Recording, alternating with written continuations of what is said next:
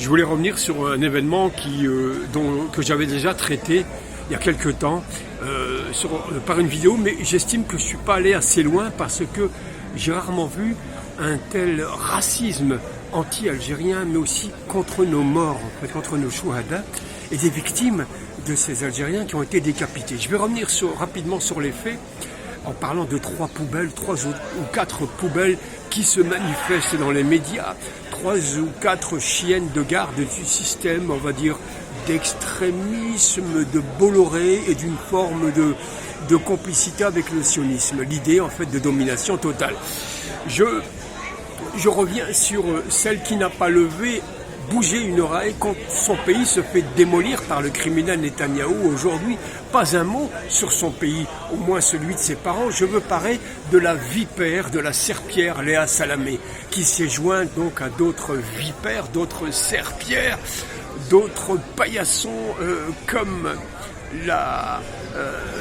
comment s'appelle-t-elle, Christine Kelly, celle qui joue à la femme protée, celle qui sort et tout, etc. Et qui, la seule chose qu'elle sait faire, c'est crasser avec une ignorance crasse, mais quasiment de tout ce qu'elle touche. Ajouter avec elle aussi Sonia Mabrouk. C'est le nom d'un chien à l'époque, le célèbre Mabrouk faisait la une du temps de 30 millions d'amis. Eh bien, c'est une forme de chien, donc c'est une chienne de garde, elle. Je reviens donc sur la Salamé qui avait osé insulter, cracher sur les crânes d'Algériens qui sont encore donc au musée de l'homme en disant, se mêlant de ce qui la regarde pas évidemment, la franco-libanaise, de dire que nous serions prêts, nous, elle est la France, elle est la voix, donc la voix suprême des médias, en disant qu'on échangerait bien, donc vous savez, le vieux collaborateur qui tous les jours prend 10 ans, aujourd'hui il a 250 ans, Boualem Sansal, il faut le vieillir, il faut le rendre malade, ça se trouve le mec se porte comme un charme. Il n'est pas en prison, il est à l'hôpital Moustapha Bacha, mais ça faut pas le dire, il faut apitoyer, il faut diaboliser l'Algérie avec toutes les manipulations possibles. Elle avait osé dire qu'on échangerait bien donc ce scribouillard contre les 5000 crânes d'Algériens, contre on va l'appeler comme ça, pardonnez-moi d'être peut-être excessif, ce mort-vivant.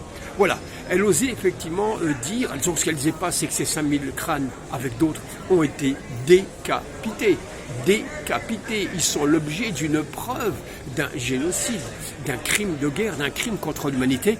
Et elle venait avec sa légèreté légendaire, avec ses 2-3 neurones, oser affronter toute une histoire donc de l'Algérie, parce qu'en s'attaquant à ces 5000 crânes, finalement, elle s'attaquait à tout un territoire, à toute une géographie, dont elle et tout ce qu'elle représente n'arrivera jamais à la cheville.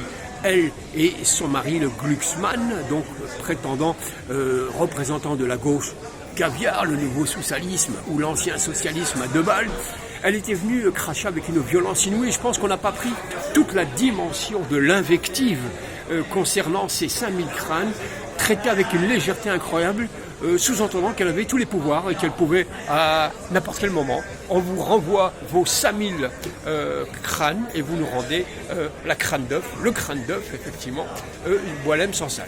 J'ai trouvé ça d'une violence inouïe, mais dans le fil de l'actualité, on n'a pas toujours le temps d'évoquer, de s'arrêter, d'expliquer comment ces Algériens ont été décapités. Dès les premières heures, il faut le savoir, dès les premières heures de l'occupation algérienne, des femmes ont été éventrées. L'enfant était sorti de leur ventre. Je veux dire, le crime dans sa barbarie absolue n'a jamais été trop révélé, ni dit au grand jour. Je souhaiterais que le gouvernement algérien mette beaucoup d'argent sur les chercheurs et les historiens pour mettre ça en avant et éduquer une partie de la jeunesse qui est, excusez-moi de le dire comme ça, mais qui est larguée de ce côté-ci et de ce côté-là. Et ne me dites pas, la situation ne permet pas, ils ont été malheureux. Non.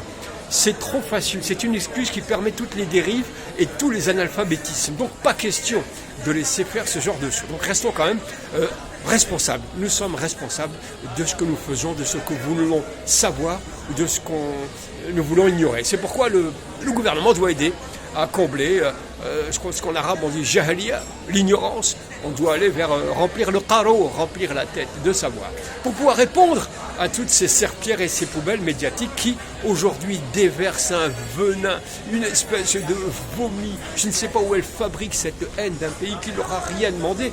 Un pays, je le rappelle, dont chacune d'entre elles, la Sonia Mabrouk, la Marion Maréchal, la Christine Kelly ou la Sea Lamé, toutes ensemble n'arriveront jamais à un demi-doigt de pied, par exemple, de Fatima Nsoumer, par exemple, de Zohra Drif, de la jeune Hassiba Ben Bouali, qui est morte avec Ali Lapointe et le jeune Omar. Toute leur histoire, toute leur densité physique, intellectuelle, n'arriveront jamais à combler 1 centimètre carré de la grandeur, de la ferveur de ces femmes, d'une Jamila Poupacha ou une Jamila Bouala. Je voulais revenir là-dessus très rapidement, il y a plein de choses à dire évidemment dans ce contexte de haine, de salissure, sans compter ceux qui devaient être nos frères normalement, qui devraient donc avec nous cohabiter et nous aider pour aller ensemble vers un monde meilleur. Je veux parler de celui de l'Afrique du Nord. Eh bien, ceux-là ont des éléments assez cradingues chez eux pour encore fabriquer de l'intox, du détournement d'histoire, pour mieux, effectivement, détourner la géographie. En cela, je vais encore une fois rappeler qu'il ne faut pas oublier que les véritables pourris, la pourriture, les ripoux, sont hélas aussi de chez nous. Je veux parler du Daoud, je veux parler du Sifawi, de ces mares, enfin tout ceux-là qui viennent, ces crapauds qui viennent vomir sur leur pays d'origine. Je ne voudrais pas oublier aussi, et j'apprécie encore une fois, je ne vais pas insister parce que certains ne l'apprécient pas trop, mais le travail considérable que fait Rachid Nekaz. J'avais lu à l'époque toutes les dérives de la Sonacotrac. La Sonacotrac représente quasiment 90% des ressources algériennes. La corruption est massive et elle se fait sur la Sonacotrac sans aucun contrôle. Tant qu'il y a eu des erguaises pour tenir le pays, comme différents gouvernements jusqu'à Boumedienne, on a su prévoir, prévenir, contenir ces collaborateurs et ces voleurs algériens, entre parenthèses. Eh bien, depuis la mort de Boumedienne, la dérive a été complète quand on a laissé notamment un d'entre eux sur lequel il va falloir revenir, c'est l'Arbi Belkhir, de son vrai nom José Aboulker, et aussi le gouvernement Bouteflika qui a littéralement sucé le sang des Algériens, qui a laissé faire.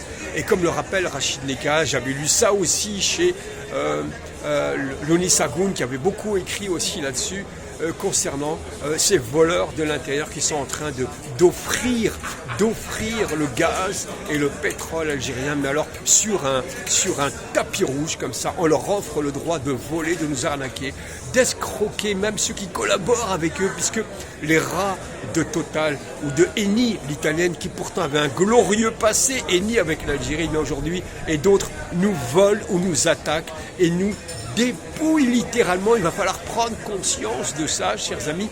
Au sujet de l'italien Eni, je peux comprendre qu'éventuellement il y a une nostalgie de l'Algérie, puisque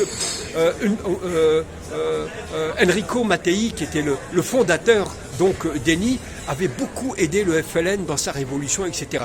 Et je peux comprendre que l'Algérie, dans les premières années, c'est ce qu'a fait le gouvernement Boumedienne, d'avoir beaucoup travaillé avec l'Italie pour lui rendre hommage, pour l'aide qu'il avait apportée. Mais depuis, Annie, c'est devenu une mafia, ça s'est transformé, ce sont des racketteurs, ce sont des corrupteurs avec ces corrompus. Ce en quoi je remercie évidemment Rachid Nekaz d'avoir fait tout ce travail, et je vous convainc effectivement à réfléchir collectivement là-dessus. Je reviendrai sur d'autres détails. Alors on m'a dit que parfois, lorsque j'évoque la littérature, c'est un peu trop, on va dire érudit entre parenthèses, c'est un peu compliqué, il y a trop de noms. Alors j'essaierai avec votre aide de faire des petites vidéos plus courtes sur chaque écrivaine, sur des événements avec des vidéos plus courtes. Voilà. Je vous remercie d'ailleurs pour ceux qui participent aux tipeurs, aux différents dons que je peux recevoir avec l'adresse que j'ai laissée donc en description. Je vous remercie infiniment, n'oubliez pas de partager et je vous attends très nombreux pour vos commentaires évidemment et surtout partager. Merci infiniment.